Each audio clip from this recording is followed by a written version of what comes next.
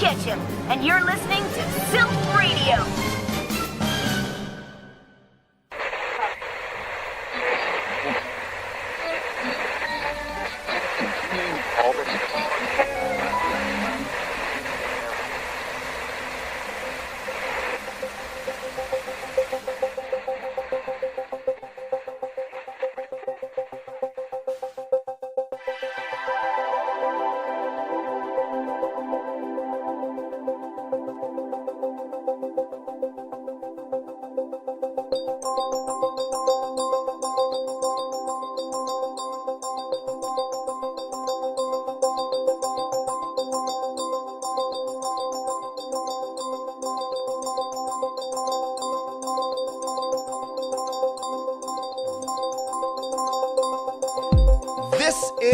You know what?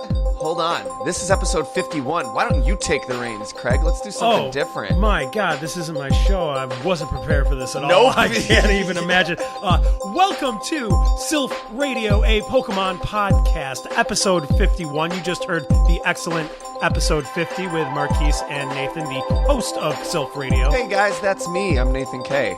I'm going to be Craig Lewis, your guest host for today. And this is a podcast, in case you're new, where we talk about the Pokemon franchise and all the different little aspects of the universe, and we delve way too deep into them.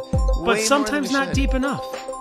Today we're doing something a little different, but let's clean up the house a little bit. It's a little messy for company, so... I'm sorry. I dropped the ball on this before. We are not affiliated in any way with... What are the places? Game Idaho, Freak, Pokemon, GameStop, Nintendo, Spencer's Gifts. Yes, I'm not affiliated with any Spencer's Gifts nationwide. You can count on that, and you can count on me for 2020. I will vote for you in 2020. Not affiliated with Spencer's. Who's with me? Don't vote for Craig in 2020, please. He has no chance of winning. We need to... If you're going to vote, don't vote for Craig. Unless he does. If I eat my words and by 2020 this platform has given us... No, because unlike our current president, I would have had the balls to be like, oh God, this was a joke. No, I'm bowing out. Like Stephen Colbert did. Yes, yeah. yes. When people actually were going to vote for him. Anyway, that's not what we're talking about today. No. We don't have any affiliation with Nintendo or Game Freak or any of them. Just a fan production, and it's for adult listeners. Yeah, I'm really sorry, Nathan. I dropped the ball. I was about to do it, then I was like, I forgot the name of the companies, and then I remembered them. Yeah, that's okay. So today we're doing something a little different. Normally we talk about something, a official piece of Pokemon, but today... we're going to be delving into fanon a little bit. Oh, super unofficial. Oh, well, we've done that. We did fan theories. We did creepypasta. But this one is a little more special, at least to me. Well, I would hope so. You're proud enough to put this out as your fan fiction. I hope so. I haven't read it in a while, but this is a fan fiction that I, yours truly, Nathan K., the host of Silph Radio, a Pokemon podcast, Fair Point podcast, and Fair Enough podcast. And if you've heard Fair Enough podcast's Armusav saga that we read together, you know what kind of show we're up in for. No, coming actually. forward. Except better writing because older Nathan. I think this is something entirely different. It wasn't comedy-based. It wasn't ridiculous. I wrote it. Oh, this was serious? This was written... I haven't read it, but I didn't mean it to come off like, oh, that made me laugh. This is... I wrote it about 10... I wrote it during Gen 4. That's the way to phrase this for Pokemon fans. All right. Unless anything from Gen 5... No, nothing from Gen 5 is going to show up in this story. I wrote it in Gen 4.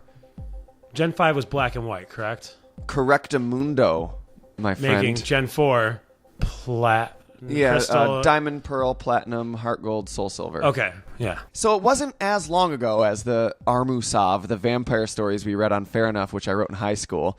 It's not quite as long either. I want to say I was about to say thankfully, but actually regrettably. It should be flipped. This should be the longer story. Yeah? That should be the shorter story. No, I had a lot of fun with the vampire stories. I mean, you could always make part 2. Of this? Yeah. Oh, well, 10 years later. Every time anyone's read this, anytime I've shown it to my friends, they're like, you've got to continue. And I'm like, no, because there's just no point in doing it because I can't publish it. If I'm going to write something, I'm going to try to write something I can publish. They're like, no, dude, continue. And I'm just like, no, I'm not going to do it because... Continue doing an ongoing that you could never do anything for what? without permission from Pokemon and Nintendo. But this was pretty much before the podcasts. So now that I have a podcast, I do have a platform for this. So I'm not going to outright write it out, but I don't remember exactly. I remember kind of where this story was going, and we can talk about that at the end. But I don't really remember exactly where it was going, and I would rather write something new if I'm going to write something for the show. So here's what I will say is be excited because I do want to write something for the show. Ooh. And I got to tell you, when you wrote the last Armusav, it got me giddy that it gave you inspiration to pick up from where you left off like 15, 20 years ago. I have some ideas, and I'm not going to talk about them yet, but I haven't even talked to you about them, Craig. No? I talked to one notebook with my pen at like 2 a.m, very briefly, to just jot down the ideas that I had while I was showering and getting ready for bed. And I'm like, fuck, I got to write this shit down. That sounds like creative, sexy. Like I'll lick the brain. So, real quick question before we dive into this. Is Nathan the main character? Or is No. Just a random person you created in your mind? No. This story, it completely contains... I'm actually glad you asked that because this is something I wanted to talk about that I didn't think to talk that about. You forgot about. Yeah, it's completely based on the video game canon, which anybody who listens to the podcast won't be surprised. Okay. So any character that appears in this is in the video games, and any Pokemon they have is a Pokemon that they have in the video games. So this doesn't follow any one character of the game. From what I remember, it's more like Heroes. There's like a big cast of characters, and it jumps back and forth between them. Okay, so it's Pokemon Game of Thrones. Got it. Yeah, Game of Thrones. Totally, that's a better comparison than Heroes. Where it's through multiple people's first-person perspectives. It's not first person, no. Or just perspectives. Yeah, sure. It's 6 chapters long. It was never finished, so I'm sorry that I will be leaving you without an ending, but I'll do my best to try to wrap that up for you at the end. I mean, maybe it could just be like a season finale cliffhanger. But I hope it's going to be fun. We're doing this a lot differently than we've done anything like this before in the past, so I hope you guys sit back and enjoy. At the end of the episode, we'll return to our usual rigmarole of our usual song and dance, I really hope you enjoy this because these are the things that I like doing the most. All right, well, without further ado, my untitled Pokemon fan fiction, Chapter 1. Chapter 1. The sun was just beginning to sink behind the trees, and the pink sky that hung above the dusky landscape made Route 36 look almost like a watercolor painting. A family of Stantler grazed in the distance, and watching them from his seat on a cluster of rocks, Joey sighed. I still think we should just go and attack them. Joey muttered indignantly. They're just a bunch of stupid deer. Our Pokemon could take all 4 of them easily. The purple rat that sat next to him chittered in agreement. You would be a fool to instigate a battle with them, said a voice from the branches above him. You're still a child. There are too many things that you're not taking into account here. The branches above Joey bounced as the older trainer in the trees dropped down and landed beside him. After brushing a twig or two from his blue hair, Faulkner patted the boy's shoulder and smiled. Have patience, Joey. Patience and respect. That's a mother Stantler and 2 of her babies. What do you serve to gain by attacking them? Joey hesitated, unsure if he was expected to respond or not. The gym leader remained silent, so he meekly suggested that perhaps he could catch one of the younger ones. And take it away from its mother? Interrupt this lovely evening to beat up its family and kidnap it. Do you expect this Pokemon would not then resent you as you used it to do the same thing to other weak Pokemon? Joey shrugged. I thought that's what you're supposed to do with Pokemon. Faulkner shook his head and took a seat on a rock beside Joey and his Rattata. You'll encounter plenty of Pokemon out here that are more than happy to pick a fight with you. You will encounter plenty of Pokemon in need of your help. But a moment like this... Faulkner gestured at the Stantler, at the peaceful landscape. Sometimes it's more fulfilling to just watch them. Be an audience to their majesty. Joey paused to consider the things his mentor was telling him, and he knew that he should appreciate what he was saying, but try as he might, he couldn't find it in him. He was 12 years old, and as far as he was concerned, if he could handle a Pokemon battle, so could the young Stantler. But you don't argue with a gym leader, especially when he graces you with free coaching. So Joey stayed silent and watched the Stantler. After a few minutes, Faulkner spoke up.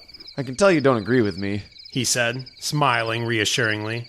so let me ask you, hypothetically speaking, what is your first move in attacking these Stantler? Joey felt a lump developing in his throat. He hadn't thought of any sort of plan. Joey was no good at strategy. He probably would have just jumped into battle, but he knew that wouldn't fly with Faulkner.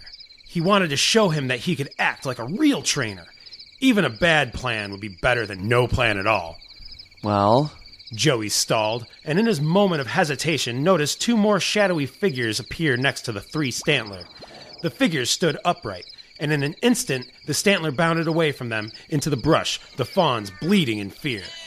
Joey jerked his head and looked to Faulkner, who had already noticed and had his eyes narrowed, struggling to get a better look in the darkness. stay quiet. He whispered to Joey, stepping down from the rock pile and crouching. Are they people or Pokemon? Joey asked nervously, but he was promptly shushed. Faulkner reached into his shirt and pulled out a black Pokeball.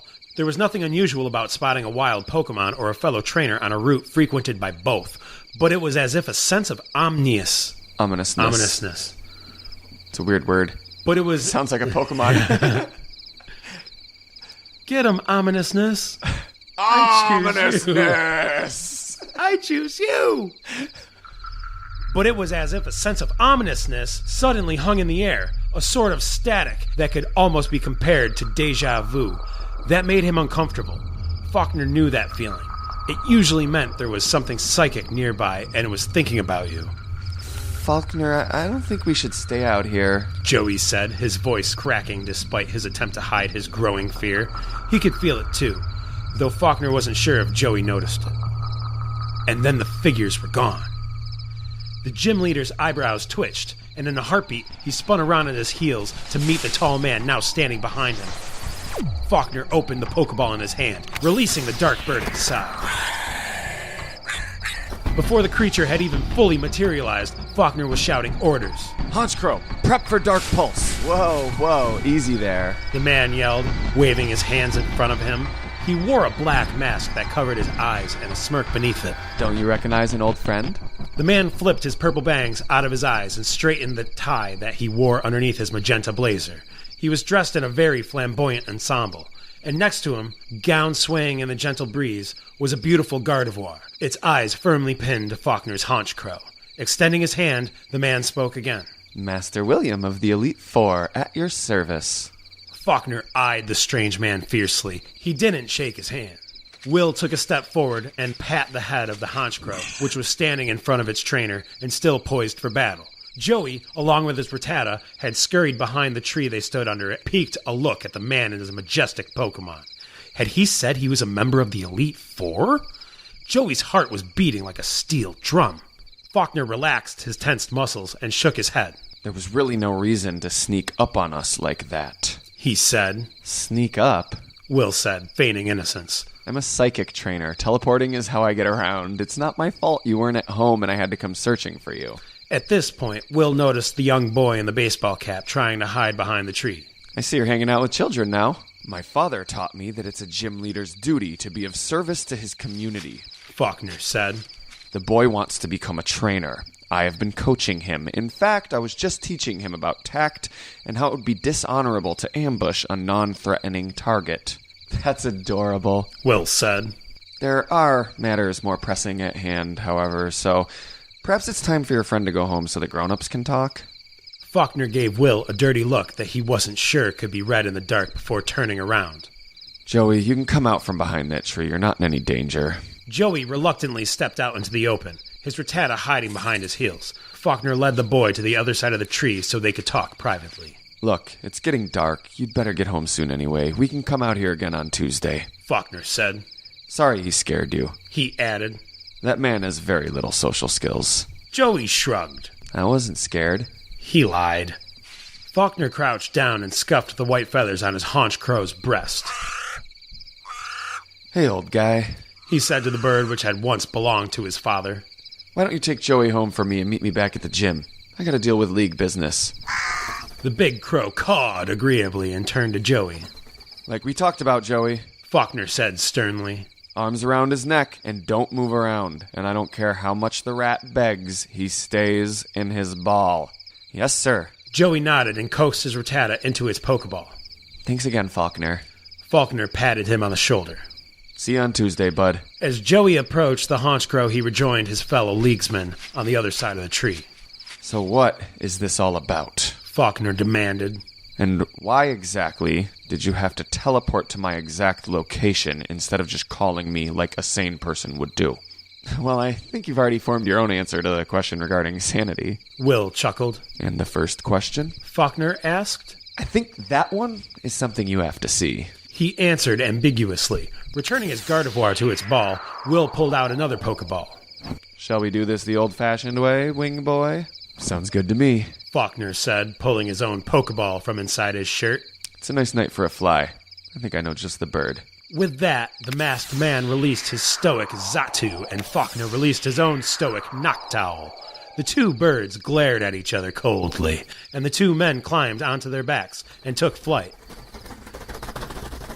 They flew for about 20 minutes. Faulkner was never comfortable around Will, and tonight his discomfort was even stronger. Something was clearly wrong, and the fact that it was important enough to show up in person about, but still didn't seem to faze the man, did nothing to settle Faulkner's racing mind.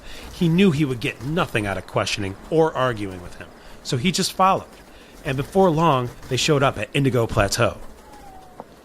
The cluster of buildings that made up Indigo League headquarters stood gracefully on the plateau, surrounded by quiet forests with Mount Silver in the distance behind them.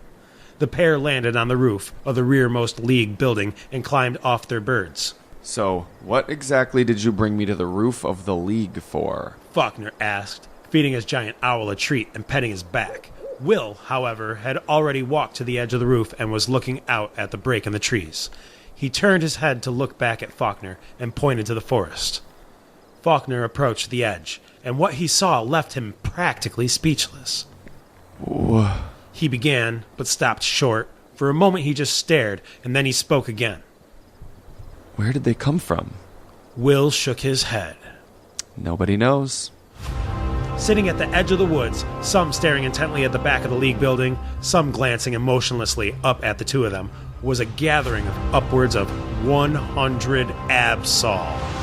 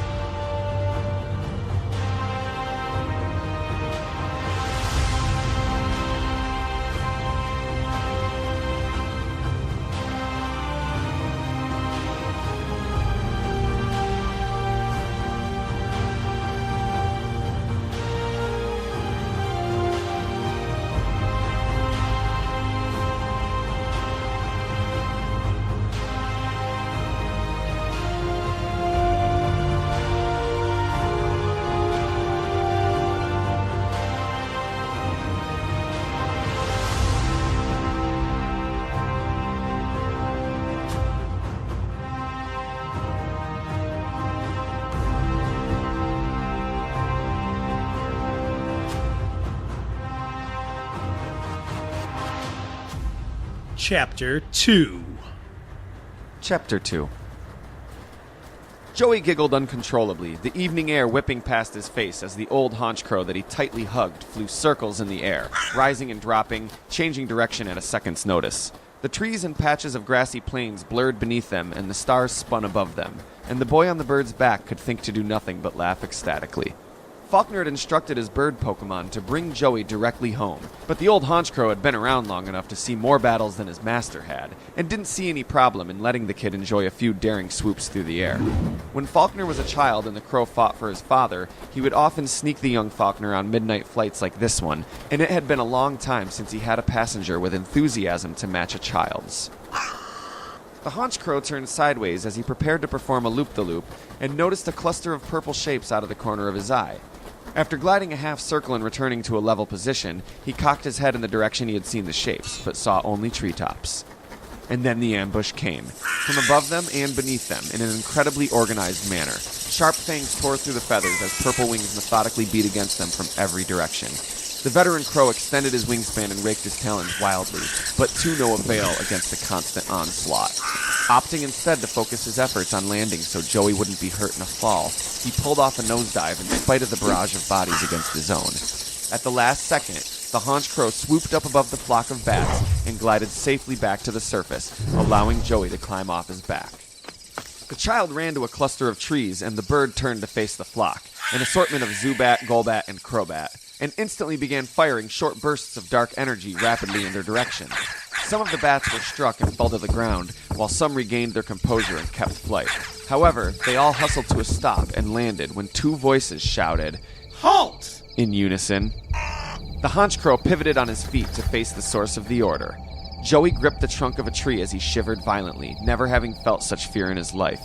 At the edge of the clearing stood a group of 6 people, each accompanied by a mighty hyena. 2 of the people stood at the head of the group and appeared to be in charge. They were both women. One wore a black skirt and a red hooded top, her short black hair peeking out from underneath the hood. She threw her right arm in a complex motion, and the bats took flight, encircling the enclosure. The other had a blue bandana tied around her head, with long curly red hair falling underneath it. She wore blue jeans and a denim vest. It was just a child, the hooded one said to the woman next to her. Wasn't it? Joey gripped the Pokeball Rattata was in, tears welling inside his eyes. Who were these people? Why were they attacking him? What was going on? Come on out from behind those trees, little one, the redhead said, placing her hands on her knees and bending down condescendingly. We know you're there. There's nowhere for you to... A blackish-purple bolt of dark energy cut her off as it flew past her face. She jumped back and glared at the haunch crow, which was eyeing her cockily. Destroy it, she said, turning to face the 4 people behind her, who in turn ordered their mighty hyenas to attack. The haunch crow puffed up its chest as it summoned black energy around itself, and the dark, dog-like creatures charged at it, snarling and laughing as they came. Unleashing a barrage of dark energy at its attackers, Haunch Crow cawed and then took flight, circling and swiping down to slash and peck at the rabid mighty hyenas. Please! Joey shouted as he stepped out from the trees. His entire body was shaking so hard he was surprised he hadn't fell over. He wanted nothing more than to release his Rattata from its Pokeball, but he knew that it could do nothing to help and that he would only be putting his best friend in danger. Please! He pleaded, tears streaming down his cheeks. Halt! The redhead screamed, holding her hand out. The laughing dogs obeyed, and all turned to face them. Haunch Crow flew over to Joey and landed in front of him. Please! Joey said once again, practically sobbing, but still maintaining his composure. He was just trying to protect me. Please don't hurt him. The 2 women looked at each other. The mighty hyena shifted their gaze impatiently between their trainers and the giant crow they had been attacking, and the old haunch crow puffed up his chest and shifted his weight, cocking his head almost mechanically to face the vicious dogs and the circling bats. You're not a spy, are you? The one in the hood said, walking closer to Joey and the crow. Joey shook his head. I'm just a kid, he stuttered in terror. Of course you are, she said, stepping up to him and lifting his chin with 2 fingers. And an adorable one at that. The League wouldn't use a child as a spy, would they? She asked, turning her head to face her red-haired partner. So what were you doing circling our camp? Joey choked on his own words, unsure of how to respond. Camp? He looked around frantically. He didn't see any camp. No, it's because she said champ! It's not camp, it's a champ! Okay, sorry, that was a detour. My bad. Camp? He looked around frantically. He didn't see any camp. I don't know. Leave him alone, the redhead in the blue bandana said. You're terrifying the poor boy. The lady in the red hood stared down at Joey for a moment, then smirked and shook her head as she turned away. She pulled a Pokeball from a pocket in her top as she walked away and released a Pokemon. In front of Joey materialized a stocky, 6-foot-tall red-haired camel with steam-emitting, jagged stone humps on its back. It stepped towards him threateningly and huffed, steam shooting from its nostrils. My camera up here will roast you alive if you don't tell us the truth, the hooded lady said. So tell me, are you a spy? Joey hesitated despite himself. No, he said. Then I don't see any reason for us to harm an innocent child, she said as she took her place beside her comrade, turning once again to face the boy. Do you? She asked her friend, who shook her head. Joey's lip trembled as he summoned up the courage to speak without bursting into tears. Thank you, ma'am, he said, his eyes shifting nervously between the two intimidating women and the fire camel that snorted steam in his face every few seconds. The hooded lady crouched down and motioned for Joey to come closer.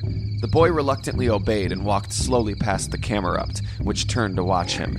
But you've seen us here, haven't you? She asked, looking him in the eye.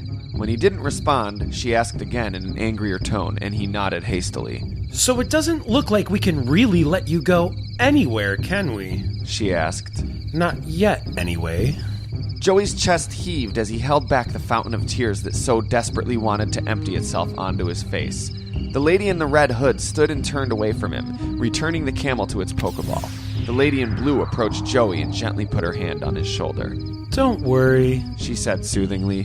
Nobody's gonna hurt you. We just need to keep you here with us for a while, so you don't rat us out. And then you can go free, I promise. Joey looked up cautiously at the red-haired lady, but directed his gaze back down quickly as she made eye contact with him. Oh, don't be shy, sweetheart, she said, crouching down so she could meet eye level with him. My name is Shelly. My friend here in the hood is named Courtney. Joey nervously looked her in the eye and nodded. Well, now that we told you our names, why don't you tell us yours? Then we can all go back to camp and forget any of this ever happened. Shelly took Joey's hat off and scruffed his hair, then put it back on backwards. You would like that, wouldn't you? Joey swallowed hard, clenched his fists, and did his best to be brave. My name is Joey, he said.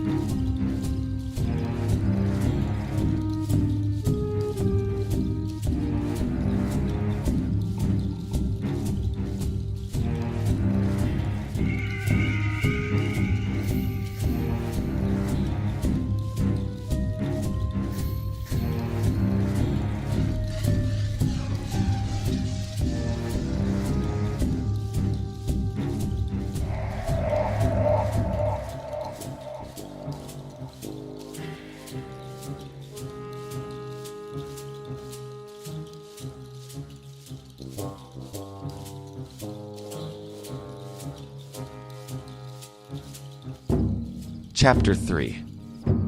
Chapter 3. How long have they been here? Faulkner asked gravely. The seriousness on his face contrasted with the casual smirk of the psychic-type trainer standing beside him. Since about 7 o'clock last night.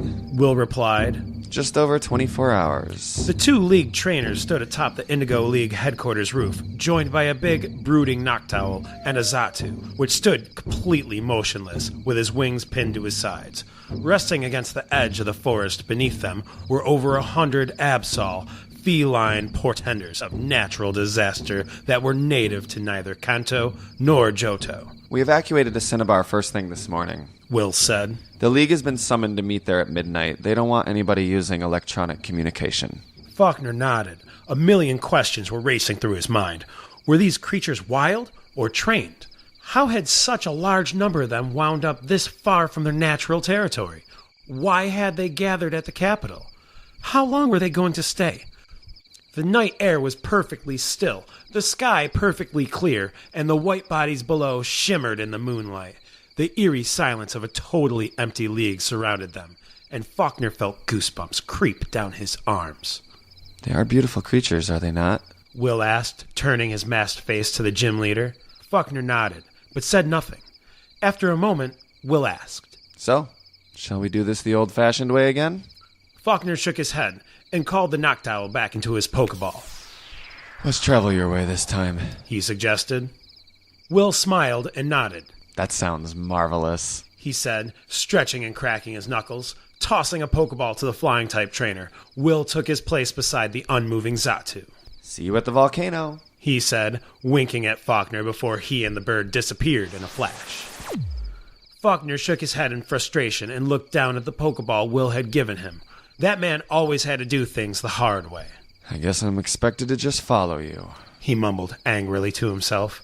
He had almost wanted to resign himself to flying to the island on one of his own birds, but he would obviously get there much sooner by teleporting with one of Will's psychic Pokemon, so he reluctantly opened the Pokeball and released the creature inside it. A 5-foot pudgy pink body materialized in front of Faulkner, big, dopey eyes staring up at him above an idiotic smile. A coiled Shelder watched coldly from behind, clinging to the creature's tail. It bounced up and down giddily in joy and made a noise that sounded like a stunted laugh. Slowbro, Faulkner said with an irritated laugh. He patted the creature on its head and scratched it behind its curled ears. Looking it in its eyes and doing his best to address it respectfully, Faulkner asked it, you don't teleport slowly, do you? The pink sea creature stared back dumbly, and Faulkner sighed. Can you get me to Cinnabar Island? He asked. The Slowbro nodded enthusiastically, his body jiggling as he did. Good. Faulkner said as he stepped closer. Shall we? The Slowbro reached out and grabbed Faulkner by the sleeve, looked up at him, and made the chuckling noise again, and then squinted his eyes shut. And in a very disorienting moment, the two of them no longer stood at Indigo Plateau, but instead on the rocky, uneven ground surrounding a large volcano. Faulkner dizzily dropped to his knees, his head pounding and spinning from disorientation. Teleportation could be a pretty decent shock to the system of somebody who is not used to it, and Faulkner, never having owned a psychic Pokemon, was most definitely not used to it. The Slowbro bounced next to him in a nervously excited way, breathing heavily and grunting questioningly. Faulkner reached out and patted the beast on his arm. I'm alright, he said, swallowing and wiping sweat from his brow. Gripping the pink creature's chubby arm, he pulled himself to his feet and took in his surroundings. It was a depressing area. What had once been a hub of scientific and technological advances was now buried in rubble and debris from the volcanic eruption that had occurred a few years earlier. This did little to ease Faulkner's worries about the Absol and the League. He turned and watched the waves crash against the rocky shore. About a mile or so down the slope, he could see a few tents and tarps set up. League camp. Still shaking off the side effects of teleporting, he decided to take a seat on the rock and watch the waves for a moment as he sorted his thoughts. Once he regained his composure, he would hike down and greet his fellow leaguesmen. Watching the waves roll in and crash against the jagged rocks, he didn't notice the minuscule, fuzzy yellow orbs that fell around him until they made him sneeze, and he noticed his body unable to jerk with the sneeze. He tried to move his arm, but was unable. He tried to move his head to look around, but could only dart his eyes back and forth. He could hear the Slowbro beside him hyperventilating, his own heartbeat like mad as he waited for something to happen. Still careless as ever. A feminine voice behind him said as a shining violet Venomoth fluttered into sight. But I'm glad you showed up, nonetheless. A beautiful woman with short purple hair tied in the back walked around the fat Slowbro and smiled at Faulkner with lowered eyes. She wore baggy black clothes and a long magenta cape, which she swung behind herself as she bowed before Faulkner. Doesn't anybody say hello like a normal person? Faulkner forced through a paralyzed jaw. He glared at the woman, Janine of the Fuchsia City Gym, daughter of Koga, and struggled desperately to move one of his limbs. Calm your nerves, she said, taking a seat next to him. It'll wear off in a minute or two. She barely stunned you. The Venomoth blinked and fluttered its wings proudly before circling the two of them in the air. The Slowbro followed the pretty bug attentively with its eyes. You know how to make it stop, Janine said, picking up a pebble and tossing it idly to herself. Admit that the ways of my father have proven more effective, and we can greet each other like rational people. The ways of your father are deceit and sneakiness, Faulkner said, his jaw loosening ever so slightly as the effects of the stun spore began to slowly wear off. And I still stand by the ways of my own. Janine nodded and stood up. Honesty and failure, she said. To each their own. Faulkner felt a small sense of personal victory as he moved the fingers on his right hand. You're lucky you're so cute, he said with a sneer, placing an emphasis on the word cute.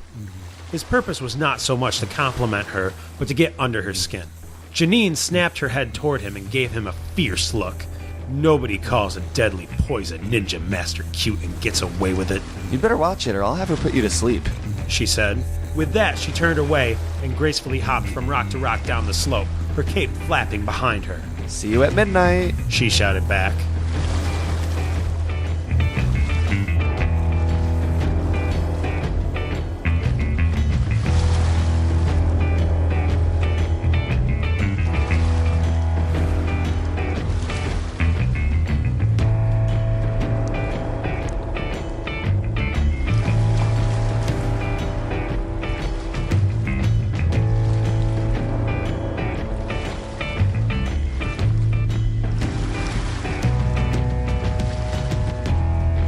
Chapter 4.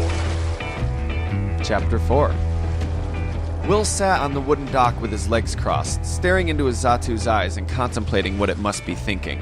It is said that a Zatu can see into the future, but eliciting any type of response out of one is hard enough that Will didn't know if it was true or not. But it was clear that there was something going on in its head, and if it was the future, then he probably knew what was to come of the issue with the Absol. Figures they'd send you. A gruff, powerful voice behind him spoke. Will stood up and turned away from the comforting spray of the ocean, stretching his limbs. Towering before him on the dock stood a large man wearing sunglasses and army fatigues. Hanging from his shoulder was a duffel bag. I thought they'd send a water trainer to pick me up. This is certainly more convenient. Surge. Will nodded, greeting the man. The League is nothing if not convenient. Lieutenant Surge couldn't tell if he was being sarcastic or serious. So, he continued, do you want to head straight for Cinnabar, or do you want to see it first? Surge slipped his sunglasses to the top of his head. See what? He asked. What this is all about? Will answered cryptically. Lieutenant Surge gave the man a curious look, but gave up and shook his head. Whatever you say, man, he said. Sure, I'll check it out. Where do we gotta go? Will smirked, then reached over and took the former soldier by his hand. You don't seem the squeamish type, he said, turning to look at his Zatu, and in an instant the two men and totem-like bird were standing on the Indigo League rooftops. Lieutenant Surge stumbled, almost losing his footing, but steadied himself.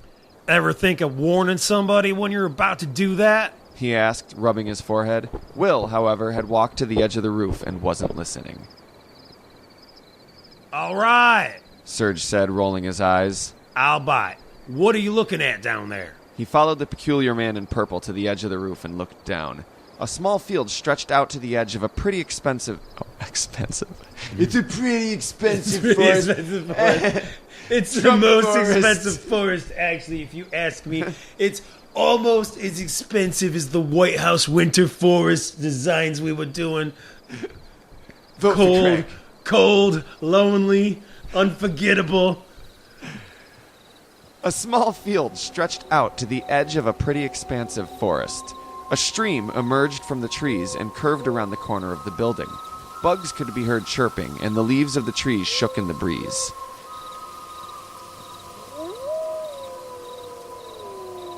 The veteran raised a skeptical eyebrow and looked at Will. I don't get it, he said. Will hesitated. They're gone, he said. He pulled up a sleeve and looked at his watch. It was just after 11. Placing his hands on his hips, he cocked his head and stared out at the landscape. They couldn't have gone far, not unless somebody moved them. Will scratched the back of his head, then turned to face the lieutenant. How do you feel about a quick search of the area? Surge stared blankly at Will. What in the world are you talking about? Absol, Will answered without missing a beat. Upwards of 100 of them. He smiled slyly. Shouldn't be too hard to find them if they're around here, eh? Lieutenant Surge sighed and shook his head. No, I guess 100 Absol wouldn't be too hard to find, he answered. Although, sir, if I may, I have to question your decision not to report directly to the League meeting. Psh, Will said, waving his hand. We've got almost an hour. We'll find them if they're around, and if they're not, we'll know somebody brought them here. He released his elegant gardevoir from his Pokeball and walked over to his Zatu. After he whispered something to the bird, it slowly nodded and took off into the air, flying over the forest. Will then turned and looked at Lieutenant Surge. Surge shrugged and dropped his duffel bag on the roof. Pulling a yellow Pokeball from his pocket, he released a shiny metal saucer-shaped creature that hovered in the air above their heads. Magnezone, the gym leader said. Search the area for any Absol. Report back to me if you see anything. The Magnezone dipped forward in a way that resembled an affirmation and swooped off away from them. Check Victory Road. Meet me back here in a half hour. The army man said, pulling another one of his signature yellow Pokeballs out. In an explosion of sparks, he released his hulking ape-like Electivire, which shook sparks from its yellow fur like water. It grunted and looked to its master, awaiting orders. Lieutenant Surge smiled and cocked his head toward the far corner of the roof. He then ran along the edge, and the Electivire followed, passing his trainer in a few bounds. They each jumped off the edge of the roof in turn, and the electric beast grabbed Surge by his shoulders and held him up as they landed, protecting him from the impact of the ground. Will smiled and nodded in approval, just before teleporting away with his Gardevoir. Now standing on the ground with his Electivire, Lieutenant Surge pulled 2 more Pokeballs from his pocket and sent out his energetic Raichu and his serious wolf-like Manectric. Facing the 3 Pokemon that stood in front of him, he crossed his arms and nodded at them sternly. He then walked toward the edge of the forest and motioned for his Pokemon to follow. Boys, we got a target to track down. He said to the creatures which stood at attention before him. Absol. 100 of them. They're either here or they're not. We've got a half hour to find them. He pointed at the Manectric and Electivire. I want you two to search this side of the stream. We've got a limited time, so I need you to be fast about it. Raichu, come with me and we'll search that side. In 30 minutes, meet me back at this spot. Surge and his Pokemon split into pairs and took to their opposite directions. Raichu followed Surge, and the 2 of them found a spot where they could cross the stream easily and began searching by the light Raichu generated electrically. Surge kept his eyes on the ground for footprints, but didn't see anything. It was incredibly dark in the forest, and Raichu could only illuminate their way so well, and in his heart the lieutenant felt that the mission was pointless. But he was there to do his job, and if the superior that had been sent to retrieve him wanted him to look for Absol in the dark for a half hour before he was taken to the League meeting, that was no big deal to him. He was surprised, though, when after about 10 minutes of searching, his Magnezone raced back to him, shooting down through the treetops and vibrating excitedly in front of him as he swayed back and forth in the air. Did you find something? He asked, and the Magnezone jerked up and down in a way that could only be interpreted as yes. The floating magnet creature flew ahead of them, all 3 of his magnets pointing back at his master and pulling magnetically, causing the dog tags that hung from his neck to rise in the air in front of him. Lieutenant Surge put his fingers to his mouth and whistled incredibly loudly to summon his 2 absent Pokemon to return to him and began following the Magnezone. He was confident that, with the aid of the whistle to guide him in the right direction, his Manectric would pick up his scent and find him.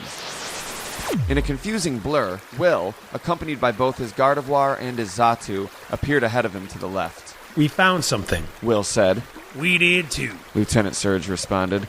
The 6 of them followed the Magnezone on foot, and it wasn't long before Surge's Electivire and Manectric rejoined them. Shortly after, Will suggested to Lieutenant Surge that they both recall their Pokemon to prevent from startling anything, but the ex-soldier wouldn't settle for anything less than having at least the Magnezone out, and Will consented. Will returned his Pokemon to their balls, and Lieutenant Surge did the same with the rest of his. And in a matter of minutes they saw them, over 100 Absol, following the water upstream. The Magnezone spun a few times and then excitedly circled the 2 people standing beneath him. Lieutenant Surge's jaw dropped. He had never seen so many of any Pokemon gathered in one place, let alone one so rare and feared. So, you're not crazy? The ex-soldier mumbled as he gazed at the shimmering white and blue Pokemon in awe. Well, I wouldn't go that far, Will said. But that is definitely at least 100 Absol. And they are definitely wild Pokemon. A voice on the other side of the stream called to them. Surge stepped aside and the 2 men turned to look. Across the stream stood a man with a backpack and dress clothes beneath a dirty brown poncho, with brown hair atop his head, parted in the middle. Bill, right? Will asked, stepping closer to the stream. The man on the other side nodded.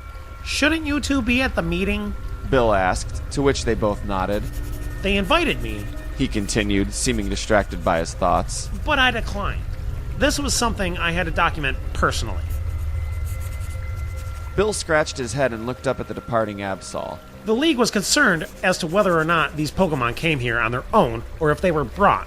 They definitely appear to be wild Absol, and they definitely appear to have come here from another region. Some were carrying berries only found in areas of Hoenn. So there's a bunch of Absol, and they're wild Absol, and they like berries. Lieutenant Surge said, looking back and forth between the masked man beside him and the man on the other side of the stream. What does that mean for us? Bill looked at him gravely. It means that this natural disaster is real, and that it's a big deal.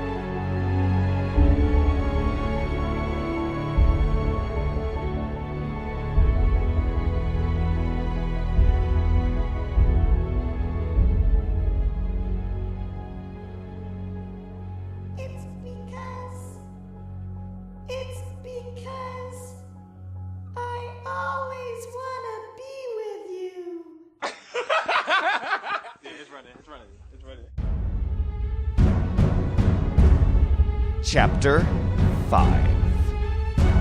Chapter 5.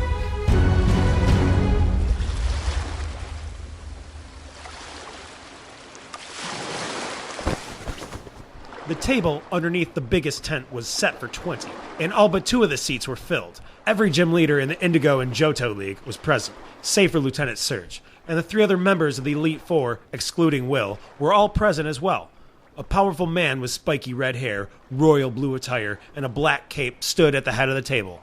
Behind him stood 2 people, a short, aging woman and a tall, younger lady. The man in the cape was Lance, the Indigo League champion and highest authority on Pokemon in Kanto and Johto. He glanced impatiently at the empty seats and then passed the table to the water outside. Standing with his hands crossed in front of him, he addressed the seated trainers. There is not a doubt in my mind that Master William and Master Surge have good reasons for missing this council. He spoke. I wish we could wait for them to arrive, but we are not afforded the luxury of time. I trust you are all familiar with each other. I trust you are all also familiar with our guests of honor, Miss Agatha, he said, gesturing to the old woman to his right, and Miss Lorelei, gesturing to the young lady to his left. How many of you already know what this is concerning? He asked. Faulkner raised his hand. The 3 present members of the Elite Four raised their hands. A few other gym leaders did as well. The rest of them counted hands and waited patiently for Lance to continue. Lance nodded. At approximately 7:15 p.m. last night, 112 Absol showed up at Indigo Plateau. The trainers present that hadn't known raised their eyebrows in shock. The Absol remained at the rear of League HQ, generally fixing their gaze at the building, and according to our most recent intel, they are still present. As you all probably already know, Absol are known to show up just before a natural disaster strikes an area. Lance continued. As you also probably know, they are native to neither Johto nor Kanto. While this isn't the first time an Absol has been seen in our land, this is the first time that a gathering this large has been seen anywhere. Naturally, we have many concerns. One of our chief concerns is that this may be an organized occurrence. Somebody may be trying to stir up fear. Lance said. In many ways, this is the preferable scenario, because if these Absol are wild and are acting of their own free will, then logic would dictate that we have a lot more to be worried about. Lance looked across the table. Until now, knowledge of this occurrence has been confined to those at the head of the Indigo League. He said. Neither the general populace nor the Greater League has been informed, with the exception of the League's academic division and of William and possibly Lieutenant Surge. Those of you under this tent are the only people who know about this. You might want to add another name to that list. The people at the table turned their attention away from Lance and toward the opening of the tent. Dressed in a matching red and white baseball cap and track jacket, with a backpack hanging from his shoulders, a familiar face entered the tent, followed by a massive orange Charizard, his tail flame casting flickering shadows on the walls of the tent. Lance allowed half a smile to show on his face, but retained his air of seriousness. Red, He said, nodding at the visitor. we're happy to have you join us. But please, for the love of God, put your Charizard away before his tail burns the whole place down. The Charizard grunted in protest, but Red smiled at him and pet his snout gently. It's all right, boy. He whispered to the giant flaming lizard. Sorry. He said to his fellow leaguesman as he pulled out Charizard's Pokeball. Just flew in. Red was young, still a teenager, but despite his age, he was an extremely skilled Pokemon trainer and had built quite a reputation for himself. Everyone in the room knew his face, and more than half of them had suffered defeat at his hands. Despite his immense talent, he still managed to stay relatively down to earth and universally likable. How did you know we were here? Lance asked, eyeing the young trainer curiously. Nobody in the League seems to know how to get a hold of you. I have my sources. Red said mysteriously, flashing a grin at the champion. He returned the Charizard to its ball and placed the ball back on his belt. While I am more grateful than you know to have you here, Lance said. You can understand how a response like that might make me uncomfortable given the effort we have put into secrecy. Red shrugged. If you must know, He said. I visit my mother and Professor Oak in Pallet Town at least once a month. As luck would have it, today just happened to be the day. Oak filled me in. He added. Thanks for spoiling my super cool air of mystery. Lance opened his mouth, but before he could speak, the psychic leader Sabrina did. It wasn't luck. She said, pushing her chair away from the table and standing up. These things are all happening for a reason. Releasing her Espeon, she walked over to Red and looked him in the eye. Play your part well. She said to him. She then looked at Lance.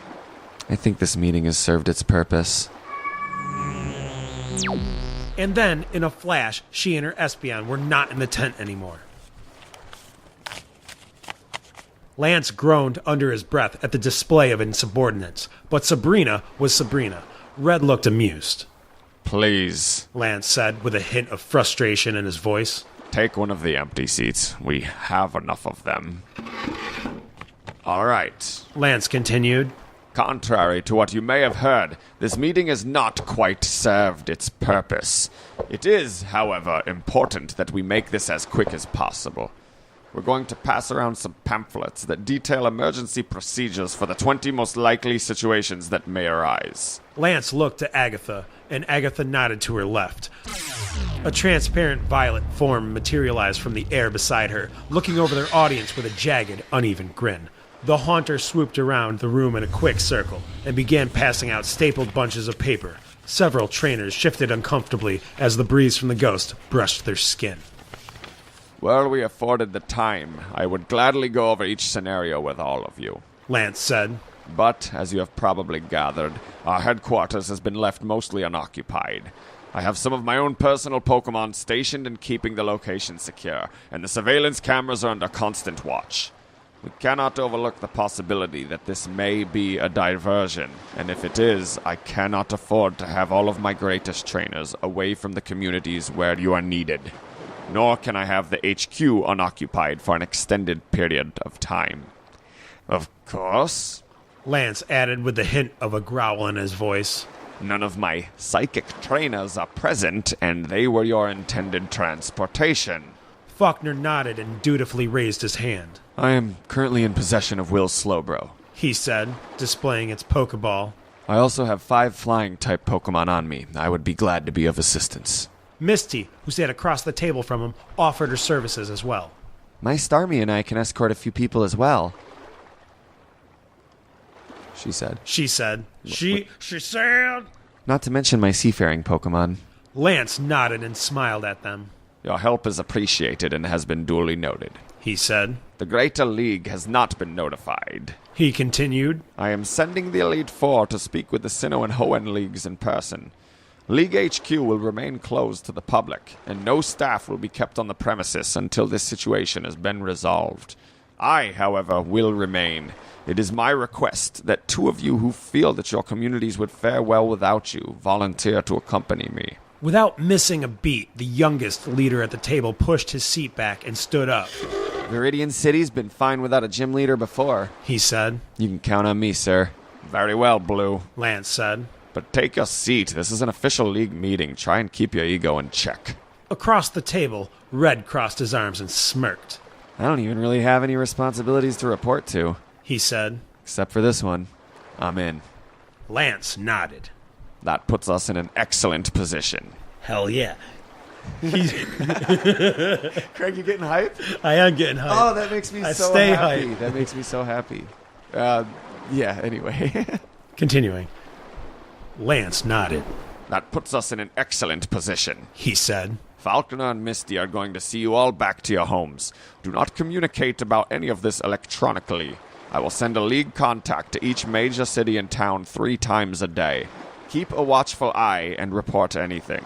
Stick to the paperwork. He said, waving a copy of the stapled bundle that had been passed around. I know I can rely on you. He said, smiling at them all. Best team in the Greater League. Thank you for coming here. You are all dismissed. The various gym leaders dispersed and left the tent as they made traveling arrangements with the water and flying type trainers. Red and Blue stayed behind and joined Lance and the 5 other non-gym leaders that stayed with him.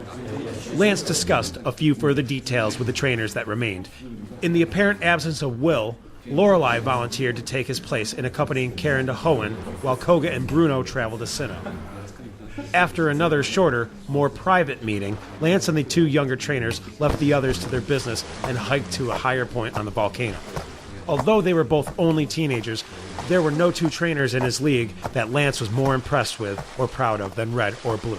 He had been defeated by both of them, and they never failed to amaze him with how far beyond their years they seemed to be in their respective skill sets. They both still had a lot to learn, but he felt that when all things were considered, he had the 2 most appropriate trainers for the job. Lance addressed them, but before he could finish his first sentence, he was interrupted by the sudden invasion of 3 bodies into the formerly still landscape. Red and Blue both jumped in surprise, but Lance just turned with a grave look on his face. Will. Bill. Lance said, recognizing and addressing in turn the 2 men that now stood before him. You're a poet. Will said, stroking the hair of the Gardevoir that stood between him and the man whose name rhymed with his own. You weren't at the meeting. Lance said seriously. Neither was Lieutenant Surge. What is the meaning of this? Mr. Surge is fine. Will said. We had to drop him back off in Vermilion. We don't have time for your games, Will. Lance said. Bill interrupted, clearly slightly dizzy from the teleport. Sir, Lance, something else is happening with the Absol. I'm listening. Lance said hurriedly. The teenage boys behind him watched silently. They all began to depart. Bill explained. Initially as a group, I assumed they were heading back home to whatever region they had come from, my guess being Hoenn, and then they started splitting up, branching off. So they're not all from the same place. Lance said. With all due respect, I don't think you understand. Bill said.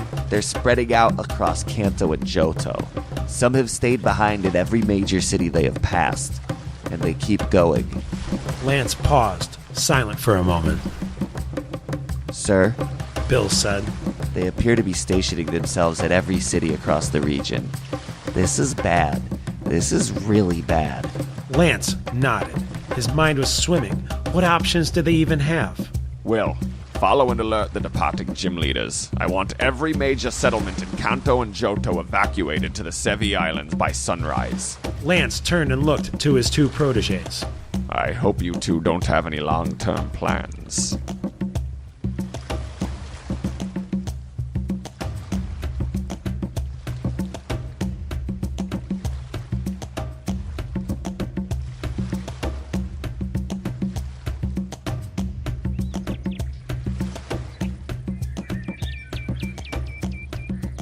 Chapter 6. Chapter 6. Wake up, you little brat. Courtney said, unzipping the flap on the tent and tearing it open. Sunshine barged through the opening like an unwanted visitor. We've got work to do. Joey glared at her coldly and pulled himself out of his sleeping bag. Did she really think he had gotten a wink of sleep? He picked up the blue baseball cap that sat next to his pillow and pulled it on before following her out of the tent.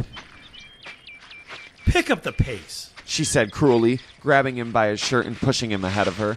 Joey begrudgingly moved with her as the cruel red-hooded woman marched him through their makeshift camp, which consisted of 6 tents, 3 red and 3 blue, and 2 separate campfires. Do you think I could see my Rattata today? Joey asked meekly. He's really weak and really friendly, so it's not like he could help me escape or anything. I mean, I just wanted to say hi to him. He spoke fast in an attempt to explain himself before getting cut off. I already told you you'll get your Pokemon back when this is all over, Courtney said. You're lucky we don't just keep them. That Honchcrow sure is strong compared to that little purple rat. In a moment, they stood before 2 other people, 1 male, 1 female, dressed in red outfits similar to Courtney's. Will one of you two watch this kid so I can actually accomplish something today? She demanded angrily. The man nodded. No problem, Courtney. He replied. Come here, kid. Joey obediently went with the man, and Courtney stormed off in the direction of the others, who were gathered near the blue tents. Joey had no idea what he had stumbled into the middle of. From what he had gathered, while he and Faulkner's Honchcrow had been flying loops in the sky the night before, they flew a little too close to this encampment and startled the people beneath them, giving the impression that they were spying on their camp. They had been brought down and apprehended. His Pokemon were taken from him, and he was being held hostage until an undisclosed time. The camp seemed to be composed of 2 different parties, a red group and a blue group, and the 2 groups didn't seem to like each other very much, but were clearly working together. Joey was given some breakfast, and within an hour the camp was packed up and he was given a bag to walk with. The group set off walking, and Joey wanted to ask the tall man keeping tabs on him where they were going, but there was something about the man that made him hesitate. He seemed tense, on edge, like he might burst at any moment. Joey elected to keep his question to himself and walked silently with the group. As far as the boy could tell, they were still somewhere on Route 36. They traveled along paths through the woods, some man-made and some crafted by Stantler. Every once in a while, one of the Mightyena that walked with them would stop to growl at a Spinarak or a Lettybot. Joey noticed that the tall man was the only one who didn't have a Mightyena out. He thought that was sort of curious. And after a generous amount of hiking, they arrived at their destination. The trees parted to reveal a cluster of old, decrepit stone buildings and rubble, the remains of an ancient civilization, now half buried and covered in moss and vines. Many of the buildings still stood, and seemed to be connected to each other in a labyrinth-like fashion. Shelley and Courtney stood back to take the rear as the lesser trainers went ahead and spread out amongst the ruins. Joey looked around and noticed that everybody had pulled out cameras and were snapping pictures. The man escorting him had his camera out but didn't seem to be doing anything with it. They were walking toward one of the buildings that still had an accessible entrance. Joey swallowed hard and summoned his courage. What? He started, but stopped instantly when the man looked down at him. He took a deep breath and started again. What are we doing out here? Why is everybody taking pictures? The man nervously looked back and forth and hustled Joey in toward the crumbling building. The boss wants us to take pictures because these ruins are important, and they might not be here much longer. He said. Because they're really old? Joey asked. The man in the red hood shook his head. I do not think that is the case. Much to Joey's surprise, his voice sounded kind and more sympathetic than he had imagined. Come on, he said, ducking into the half-collapsed doorway. Joey followed behind him, and the man almost jumped back into him when he glanced up and saw a blue face staring at him. Joey gasped as the Absol looked each of them in their eyes before turning and walking away down the narrow corridor. Here, the man said, passing something to Joey. Put them away, and if anybody comes, don't tell them I gave them to you. Goosebumps raced across his skin as he felt 2 small orbs drop into his hands. He looked down. A black Pokeball and a red one. Are these my Pokemon? He asked in an excitedly hushed manner. The man nodded and looked him in his eyes sternly. Put them away, he stressed. Joey nodded and shoved them in his pocket. Why was this one suddenly being so nice to him? What was going on? Now follow me. I'm going to try to get you out of here.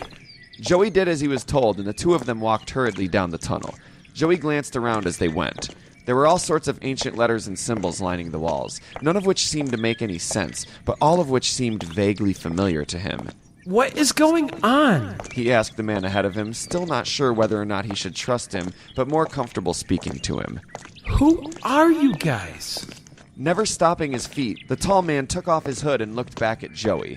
He had dark brown hair, combed to the front, and a look on his face that seemed strict and serious, but at the same time friendly.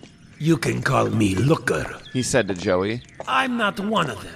I'm one of the good guys, is who I am. Come on. Now don't drag your feet. Keep up and I'll explain. Looker took Joey's hand and the two of them sprinted through the maze. He seemed to know where he was going and was very good at keeping his breath and talking as they moved. They are members of two rival crime syndicates that come from Hoenn, known as Team Magma and Team Aqua. He explained. Bitter enemies they once were, but they appear to be working together towards some type of goal. You have to understand, there is a lot that I still don't know. Until just a few days ago, I was under the impression that neither of these teams still operated. Finding them here, in Johto, was as much a surprise to me as it must be to you. He spoke eccentrically with an accent Joey couldn't pin down. Joey nodded and asked in between breaths. Why are you dressed up like one of them? Looker answered warily. I am an officer of the International Police. I was in Johto investigating my own personal lead on Team Rocket when I discovered this camp. 3 days ago, there were twice the members, but I am nonetheless impressed with my own ability to infiltrate such a small group. I have been unsuccessful in finding out what exactly their ultimate goal is. All I know is that they are expecting something horrible to happen in a matter of days that may very well destroy a very significant portion of Kanto and Johto. Looker stopped suddenly, and Joey pretended not to be catching his breath. That's the exit I'm looking for, up there. One of these Pokemon is a bird, correct? Joey nodded. Looker smiled. I suggest you get ready to release him. Why are you doing all of this to help me? Joey asked. Because I am a man of the law, Joey. Looker said, looking the kid in the eyes and nodding. It's my job to help you. That's why I dressed up like a thug in the first place. To help people like you. Joey thanked him. Why can't you call the other officers and tell them to come help? He asked. They could stop Team Aqua and Team Magma, couldn't they? Looker smiled. It's not really as simple as that. Looker said. The whole reason I came out here in the first place was because I'm pretty close to being certain that Team Rocket has bought off and infiltrated the entire force. Looker's voice cracked. I'm not quite sure I can trust my superiors anymore. And I'm not so sure it's a coincidence that Aqua and Magma seem to be in business again and working together nonetheless. He paused and contemplated for a moment, then looked Joey in his eyes. All right, we need to get you out of here. When we get to the exit, if the coast is clear, you're going to immediately release the bird and fly to the nearest Pokemon Center. Joey nodded. Any league institution should still be clean, but just to be safe, do not tell them anything I have told you. Wait for me. I will meet you there. What bird exactly are you referring to? A woman's voice spoke. Looker and Joey jerked their heads and looked both directions, but saw nobody. Suddenly, from above them, two Mightyena jumped through a gap in the roof and cornered them, growling. The red-headed Team Aqua leader dropped down after the dogs, and behind her came the short black-haired Team Magma leader. It was my understanding Shelly said, tossing her long red hair behind her with a flick of her wrist. that his Pokemon were taken from him. Who are you anyway? Courtney asked, removing her hood and glaring at Looker. I've been wondering why I don't recognize you for the last 2 days. Run! Looker said to Joey, and Joey ran. One of the Mightyena instantly took after him, however, and tackled him, pinning the child face down to the ground and placing his jaws at his neck, ready to bite down at a moment's notice. Looker winced. You've made a mistake. Courtney began, stepping toward Looker with a Pokeball ready in her hand, but stopped short when the very concept of light seemed to suddenly flash in and out. She looked around violently. What is this? She demanded, grabbing Looker by the collar of his Team Magma uniform. Why are the letters on the wall glowing? Shelly asked. Courtney looked around without releasing her grip on Looker. The shapes and symbols that adorned the walls had begun to glow in a way that more resembled darkness than light, and seemed to be taking three-dimensional shape and rising from the wall. Everything around them suddenly began losing its form, and a sense of permeating blackness continued to flash in and out at rapidly intensifying speeds. Sight, sound, and sensation in general suddenly started making a lot less sense than they always had. What are you doing? Courtney demanded, screaming in Looker's face. Looker shook his head frantically, repeating that he had no idea what was happening. The symbols on the wall had taken a clear shape and had begun circling around them. There was a distinct sensation of anger in the air. Tears dripped from Joey's face at the dirt it was pressed against, and suddenly everyone there was crying too. And then everything was black. And then nothing was black. And then nothing was. And then nothing. Nothing. Fucking Noah Hawley finished there, man. End chapter 6. Jesus. So that's it. That's all there is. That's all she wrote. Yeah, That's all they wrote. Sorry, that's all they wrote. When you had told me that other people wanted you to go and finish it or continue on, I thought to myself, oh, this is just an unfinished story. I think this story is finished. I think if you want to continue writing Pokemon fanfic, even if it's for the podcast itself, keep doing it. Go on. But this story, in my mind, ended as far as I'm concerned, the nothing was the disaster happened, whatever it was, and everything went black. Oh, well, that wasn't actually what happened. But you know what? That's funny because, yeah, that could be taken as like, it's just it's like Fargo or something. That's why I It's said like, Noah Hawley did. Yeah. Oh, yeah. So, yeah, it's just like suddenly, oh, you weren't expecting that, were you? No. Looks like there is definitely an actual disaster going on. Absol means it's like the sign of the apocalypse. You know, if you don't want the pain of no closure, then that is the ending. Then here you have it from the word of the writer.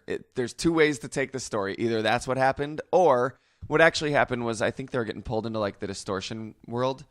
Oh, really? Yeah. You think that could be a thing? Well, no, that's what I wrote it, Craig. I know what I know that it was a thing. Yeah, that's where you were going with it. Yeah, that's what was happening. Was they were just them, Joey and the Looker and the Team Magma and Aqua. Yeah. So, what did you think, though? I mean, you saw me audibly get like excited and hyped. Yeah, that makes me feel really happy. The conversations were genuine between the characters. I felt. Thank you. So it all just felt like being in the world of Pokemon. It really did. And like, yeah, Red came in and I'm like, oh fuck yeah, and Blue was there together and they had a little sparring session. Yeah, the like verbal sparring session. I loved. I took a lot of pains to get everything perfect. As listeners will know, I'm very committed to the game canon, and this story. A lot of fanfics are just the author masturbating literarily. So like, look how much I know about your franchise. And this does sort of fall victim to the same exact thing. And I also very specifically, like when they're on specific routes or going specific places, I made sure to make sure they're on the right routes and they were seeing the right type of Pokemon. I put a little too much thought into it. I even went and looked up each trainer's Pokemon and their natures, I believe, if I remember correctly. Oh, really? I think to I get did. the real feel at the meeting Of the way the Pokemon would act, yeah. And the way we, on this show, interpret the characters to try to figure out how they would act, I did that. Faulkner and Janine, their little back and forth. Yeah. There's a lot of hints in the game that they may have a relationship or a friendship, and they both learned from their fathers. And they're both competitive. So I just took that to the logical next step, which is they might be competitive about whose dad could beat up whose dad. And Faulkner's Honchkrow was given to Faulkner by his dad. Like, that's all in the game. Like, I didn't make that up. Yeah. Word. Yeah. So I didn't notice that. I just thought it was pretty decent storytelling. Thank you, man. So. It was fun. It was fun revisiting it. I had a lot of fun being Patrick Stewart. That wasn't intentional. Yeah, being Lance. Yeah, I didn't start as Patrick Stewart, and then I leaned a little bit of Patrick Stewart in there, and then I was like, oh fuck, this is totally Captain Picard giving a meeting to his crew. Like, I'm just gonna lean into it fully. That was fun. I liked it. I'm glad you did. Thanks. I'm glad you did too. It was fun read. It's a good story. Thank you. Let's continue. Let's do some more.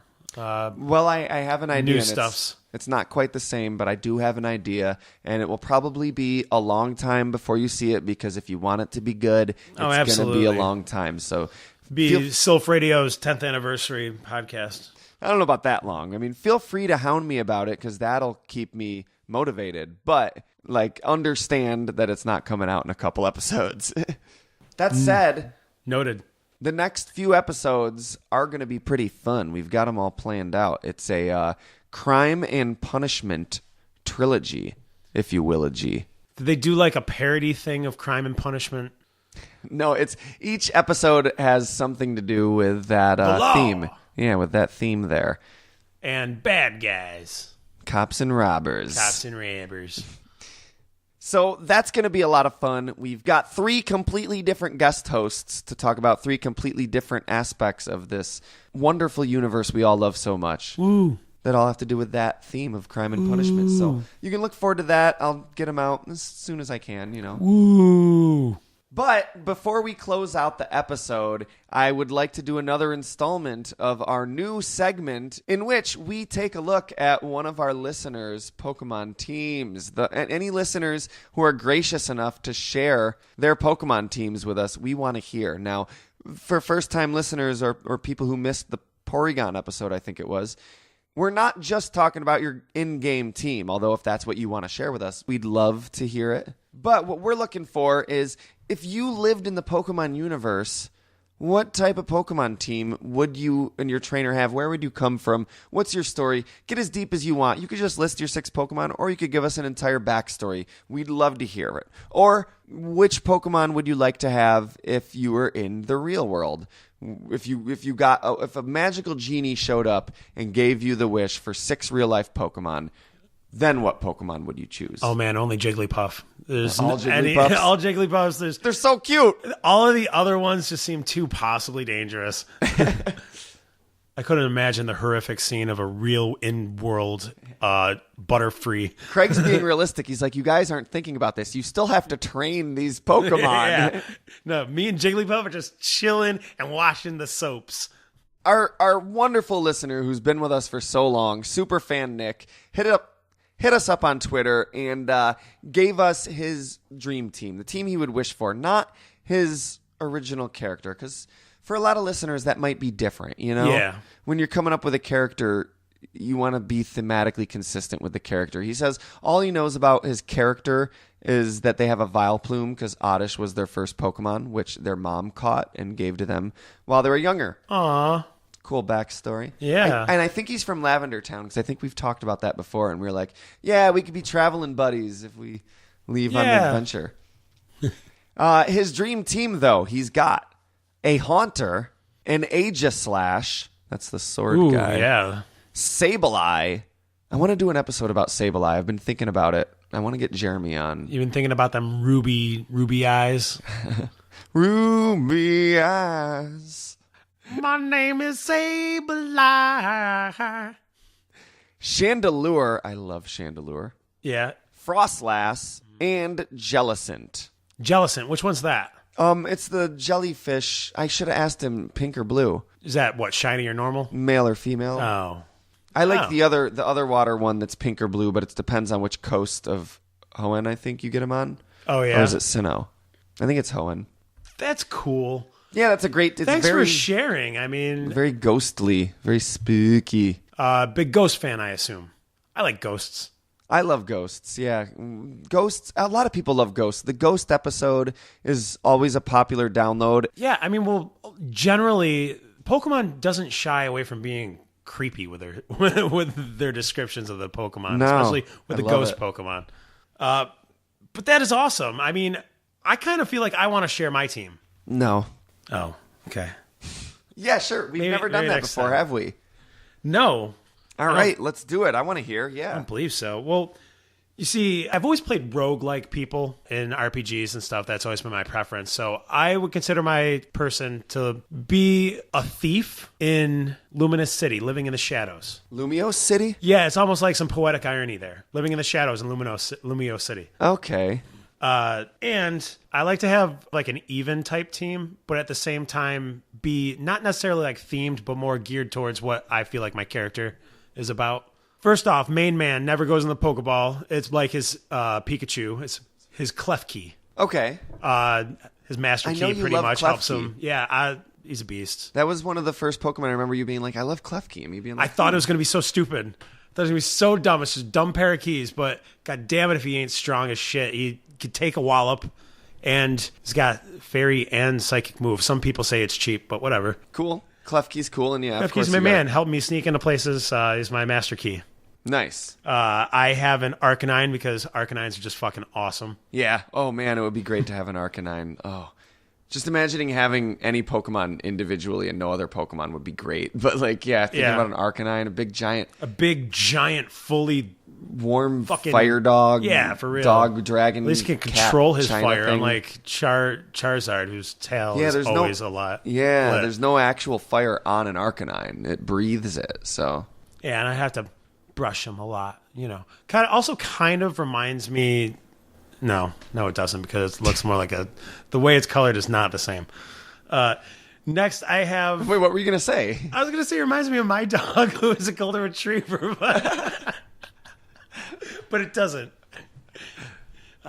Next, I have a Decidueye. I fell in love with Rowlet playing Sun and Moon. Is a really cool Pokemon. I love having a grass type. I think grass types are. I used to think grass types were lame, and now I think they're just BA. Yeah. Grass types are cool, and it's also a ghost type. And Spirit Shackle is a kick-ass move. Yeah. So there. I love Decidueye. I've gushed about plenty of times on the show. We talked about it before, how much I love Decidueye too. It's like an archer, and it is an emo kid like me, It's an archer. So what does it say? Does it say who or whom? Oh boy. So I really had a tough time. I also love Lilligant. So Lilligant would have been on my team if it wasn't for recently getting Sun and Moon. Oh, Lilligant. Okay. That's an interesting choice. I didn't know you liked Lilligant. Yeah, I always did for some reason. Okay. Interesting. I'm not as familiar. I mean, I know Lilligant, but I've never played with one. Felt like I would treat Lilligant like what generation is that? Tiny, is it Gold? No. It's probably like No, it's got to be earlier than Gen that. 5 or something, I think. Later than that. I don't know.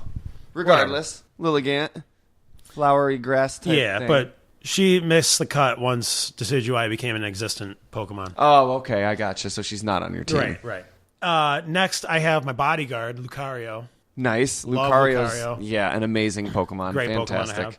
And it's weird what your story was about today, because I just think one of the most magnificent looking creatures, period, in Pokemon is Absol. Creepy. Yeah. And just beautiful. On my team, Absol. So Nice. I think it's cool that Absol was in the story tonight. Yeah, I love Absol. The Mega Evolution's cool, too. And then I have to have my favorite evolution, which is Jolteon. Jolteon's your favorite, huh? Yes. Awesome. I like Umbreon, I like Umbreon. I would say probably Jolteon was the first Pokemon my character got living in Lumiose City. As an Eevee? Yeah. Nice. As an Eevee, grew up as an electric, it's an electric city with electric type gym leader. So it was easy for him to get a Thunderstone and train electricity. He knew electricity. Yeah, that's awesome. I love it. I love this. I love hearing about people's characters, and it builds our understanding of the world of Pokemon. You don't have to. I'm sure the listeners might like hearing more. They don't want to hear a whole episode about your character. Right. 'Cause they'd like to hear more about a in-canon character. But even though Craig's character might not be canon, it helps you understand, and try to grapple with, the canonicity of the universe itself and the world you're living in, and how people live in that world, and what an average Pokemon trainer is like, and what trainers' lives are like. Yeah, absolutely, dude. That's really cool. I think it's really cool, too, because there's no way... Yeah, of course, we're not technically canon because we haven't been deemed canon. But, if you want to throw your person in there and it's a small little piece that doesn't affect the game canon... why not? Yeah, then we're gonna have the one person writing in that's like, my character has Arceus and Mewtwo and another it's Arceus, all legendaries, and a lightsaber, even though he's not a Jedi, and he knows kung fu. And and he was the one that stopped Team Rocket. Also, he's a Mandalorian. Yo, your fucking character is cool as shit. And he's king of the Jews. No. Roll for your stats. All right. That's the closing loop Thank you so much for listening. If you want to hear more of me and Craig, we urge you to look at our other 2 podcasts. Me and Craig host them. We're on every episode. Oh, yeah. Fair enough. Fair Enough Podcast and Fair Point Podcast. What's the difference, you might ask? What's the diff? Well, Fair Point Podcast is the main show, and we do a lot of big productions there. And big productions, lots of time-consuming things. Fair Enough Podcast is less researched, less written, and... But still just as fun. Yeah, it's not Fair Point, but it's fair enough. There you go. And if you'd like to hear an alternate take of Chapter 1 of this fan fiction, there's actually an entire episode in which me, Phil Cobb, and John Cobb, both previous Silph Radio guest hosts, discuss Pokemon and video gaming in general, and then read that fan fiction. And it's a much more loose, ridiculous reading of it. Yeah, I would say so. But yeah, that's cool. That's on Fair Enough. I'd say don't go listen to the same thing again. Like, find a different new episode. But hey, if you want to, it's there. Hey, go check out other video game episodes or something. I don't know. Yeah. And please get in touch with us. Yeah, that'd be sweet. At Fairpoint Pod on Twitter. Of course, Facebook, Fairpoint Podcast. Well, Silph Radio Podcast. Oh, yeah. I'm sorry. That's your thing. It's Fairpoint Pod on Twitter because there's no reason to have more than one Twitter account. Yeah. Should have been like Secret Room on Twitter, but oh well, it's Fairpoint Pod. It's too late. Yeah, just remember Fairpoint Pod. And let us know what you think. Please leave us a rating. It helps more than you know. Any way you can help us by subscribing to the YouTube, liking the Facebook, commenting, retweeting, replying, rating, reviewing. It all is such a huge help. It's really hard for us to keep these out on time, and if you want us to, we need you to give back. Yeah, it'd be very much appreciated. Just saying. But on that note, it's starting to get late. We've been here for a while, and I need to leave. And I need to relax. Yeah. So, for Secret Room Multimedia, I'm Nathan K. And I'm Craig Lewis. Enjoy your week. And go out and do something creative. Write your own fanfic. Who cares if you can't publish it? Do it. Dick.